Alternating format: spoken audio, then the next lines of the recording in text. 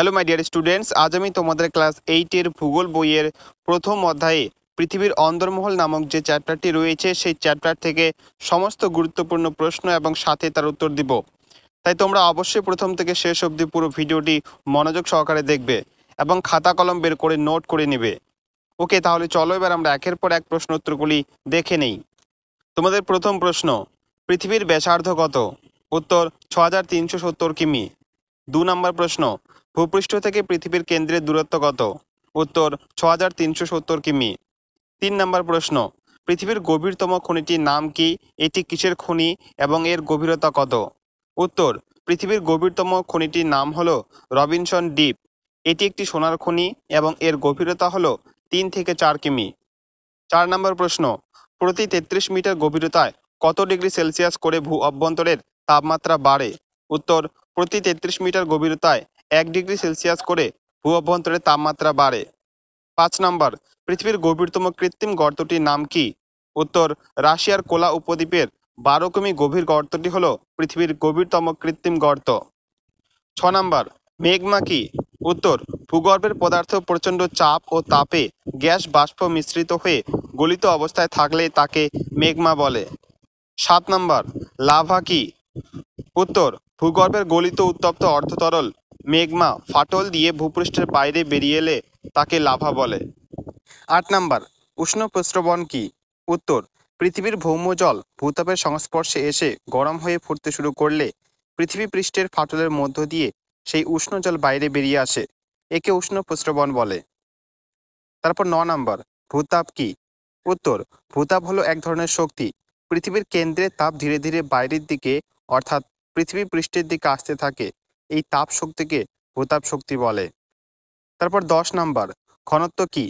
উত্তর, একক আয়তনে পদার্থের কতটুকু ভর আছে তার পরিমাপকে পদার্থের ঘনত্ব বলে। 11 নম্বর, ভূপৃষ্ঠের গড় ঘনত্ব কত? উত্তর, ভূপৃষ্ঠের গড় ঘনত্ব মাত্র 2.6 থেকে 3.3 গ্রাম পার ঘন সেমি। 12 নম্বর, ভূকম্পন তরঙ্গ কয়টি ও কি কি? উত্তর, ভূকম্পন তরঙ্গ দুটি, যথা পি প্রাইমারি এবং এস সেকেন্ডারি। 13 নম্বর, কোন তরঙ্গ যে কোনো মাধ্যমের মধ্য দিয়ে প্রবাহিত হতে পারে? উত্তর, পি তরঙ্গ। 14 নম্বর, কোন তরঙ্গ শুধুমাত্র কঠিন মাধ্যমের মধ্য দিয়ে প্রবাহিত হতে পারে?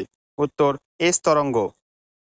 এবার 15 নম্বর, এস তরঙ্গ কোন কোন মাধ্যমের মধ্য দিয়ে প্রবাহিত হতে পারে না?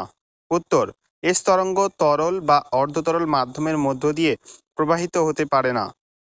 16 নম্বর, বিজ্ঞানীরা ভূ অভ্যন্তরের কয়টি স্তরের সন্ধান পেয়েছেন ও কি কি?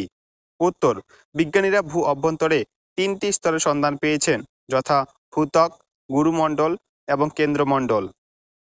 এবার 17 নম্বর, সীমা কি? উত্তর, মহাসাগরের নিচে প্রধানত সিলিকন আর ম্যাগনেসিয়াম দিয়ে তৈরি স্তরটি হলো সীমা। এবার 18 নম্বর, সীমা প্রধানত কোন শিলা দিয়ে গঠিত?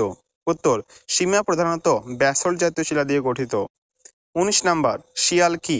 উত্তর, মহাদেশের নিচে প্রধানত সিলিকন আর অ্যালুমিনিয়াম দিয়ে তৈরি ভূত্বকের ওপরের স্তরটি হলো শিয়াল।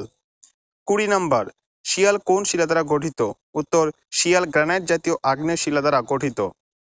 এবার 21 নম্বর, ভূত্বকের একেবারে উপরে আছে ড্যাশ। উত্তর, মাটি। 22 নম্বর, বিযুক্তি রেখা কাকে বলে?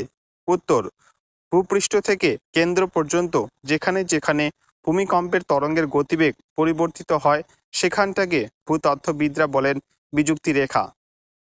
23 নম্বর, শিয়াল ও সীমা স্তরের মাঝে কোন বিযুক্তি রেখা রয়েছে? উত্তর, কলোরাডো বিযুক্তি রেখা। 24 নম্বর, গুরুমণ্ডল কাকে বলে? উত্তর, ভূত্বক ছাড়িয়ে পৃথিবীর অভ্যন্তরে প্রায় 2900 কিমি পর্যন্ত একই ঘনত্বযুক্ত স্তরটি হলো গুরুমণ্ডল। 25 নম্বর, গুরুমণ্ডলের প্রধান উপাদানগুলি কি কি? উত্তর, গুরুমণ্ডলের প্রধান উপাদানগুলি হলো লোহা, নিকেল, ক্রোমিয়াম, ম্যাগনেসিয়াম ও সিলিকন। এবার 26 নম্বর, ক্রোফের সীমা কি? উত্তর, গুরুমণ্ডলের 30 থেকে 700 কিমি পর্যন্ত অংশে ক্রোমিয়াম, লোহা, সিলিকন আর ম্যাগনেসিয়ামের প্রাধান্য দেখা যায়, এটি হলো ক্রোফের সীমা। তারপর 27 নম্বর, নিফের সীমা কি? উত্তর, গুরুমণ্ডলের 700 থেকে 2900 কিমি পর্যন্ত অংশে নিকেল, লোহা, সিলিকন ও ম্যাগনেসিয়ামের আধিক্যের জন্য এই স্তর হলো নিফের সীমা। 28 নাম্বার, ভূত্বক ও গুরুমণ্ডলের মাঝে কোন বিযুক্তি রেখা রয়েছে? উত্তর, মোহর-ভিসিক বিযুক্তি রেখা। 29 নাম্বার, ক্রোফেসীমা ও নিফেসীমার মাঝে কোন বিযুক্তি রেখা রয়েছে? উত্তর, রেপেত্তি বিযুক্তি রেখা। এবার 30 নাম্বার, অ্যাস্থেনোস্ফিয়ার কি? উত্তর, শিলামণ্ডলের নিচে ও গুরুমণ্ডলের উপরের অংশে বিশেষ স্তরটি হলো অ্যাস্থেনোস্ফিয়ার। 31 নাম্বার, শিলামণ্ডল কি? এর গভীরতা কত? উত্তর, ভূত্বক ও গুরুমণ্ডলের উপরি অংশ নিয়ে গঠিত হয়েছে শিলামণ্ডল। এর গভীরতা প্রায় 100 কিমি। 32 নাম্বার, কেন্দ্রমণ্ডল কি? এর গভীরতা কত? উত্তর, ভূত্বক ও গুরুমণ্ডলের পরবর্তী এবং কেন্দ্রের চারিদিকে বেষ্টনকারী শেষ স্তরটি হল কেন্দ্রমণ্ডল। এই স্তরটি প্রায় 3500 কিমি গভীর। 33 নাম্বার, নিফে কি? উত্তর, কেন্দ্রমণ্ডল স্তরটি অত্যন্ত ভারী নিকেল আর লোহা দিয়ে তৈরি বলে একে নিফে বলে। 34 নাম্বার, কেন্দ্রমণ্ডল স্তরকে কয় ভাগে ভাগ করা হয়েছে ও কি কি? উত্তর, কেন্দ্রমণ্ডল স্তরকে 2 ভাগে ভাগ করা হয়েছে, যথা অন্তঃকেন্দ্রমণ্ডল ও বহিঃকেন্দ্রমণ্ডল। এবার 35 নাম্বার, গুরুমণ্ডল ও কেন্দ্রমণ্ডলের মাঝে কোন বিযুক্তি রেখা রয়েছে? উত্তর, গুটেনবার্গ বিযুক্তি রেখা। 36 নাম্বার, অন্তঃকেন্দ্রমণ্ডল ও বহিঃকেন্দ্রমণ্ডলের মাঝে কোন বিযুক্তি রেখা রয়েছে? উত্তর, লেহম্যান বিযুক্তি রেখা। এবার তোমাদের লাস্ট এবং 37 নম্বর প্রশ্নটি হলো, মেগমা ও লাভার মধ্যে একটি পার্থক্য লেখো। উত্তর, মেগমা হলো ভূগর্ভের উত্তপ্ত অর্ধতরল পদার্থ, আর অপরদিকে লাভা হলো ভূগর্ভের উত্তপ্ত অর্ধতরল, ভূপৃষ্ঠের কোনো ফাটল দিয়ে ভূপৃষ্ঠের বাইরে বেরিয়ে আসা পদার্থ। ওকে মাই ডিয়ার স্টুডেন্টস, এই ছিল তোমাদের পৃথিবীর অন্তর্মহল থেকে সমস্ত গুরুত্বপূর্ণ প্রশ্ন এবং সাথে তার উত্তর। এই প্রশ্নগুলি তোমরা যদি ভালো করে মুখস্থ করে রাখতে পারো, তাহলে আমি তোমাদের গ্যারান্টি দিচ্ছি এই চ্যাপ্টার থেকে তোমাদের আর কোনো রকম টেনশন করতে হবে না। পরীক্ষায় যেখান থেকেই প্রশ্ন দিক না কেন, খুব সহজেই তোমরা তার অ্যান্সার করতে পারবে। ওকে, আজকের ভিডিও এই পর্যন্ত। ভিডিওটি কেমন লাগলো অবশ্যই কমেন্ট করে জানিও, এবং ভালো লেগে থাকলে অবশ্যই একটি লাইক করে দিও। তো দেখা হচ্ছে নেক্সট এরকমই আরো অন্য কোনো ভিডিওতে। ততক্ষণ সবাই ভালো থেকো, সুস্থ থেকো। আর হ্যাঁ, তোমাদের আরেকটি বিষয় জানিয়ে দিই, প্রত্যেকটি চ্যাপ্টারে কিন্তু আমি পিডিএফও তোমাদের দিয়ে থাকি। তোমরা যদি পিডিএফ নিতে চাও, তাহলে তোমরা এই ভিডিওর ডেসক্রিপশনে যাও, এবং সেখানে একটি হোয়াটসঅ্যাপ নাম্বার দেওয়া রয়েছে, সেই হোয়াটসঅ্যাপ নাম্বারে আমাকে মেসেজ করো।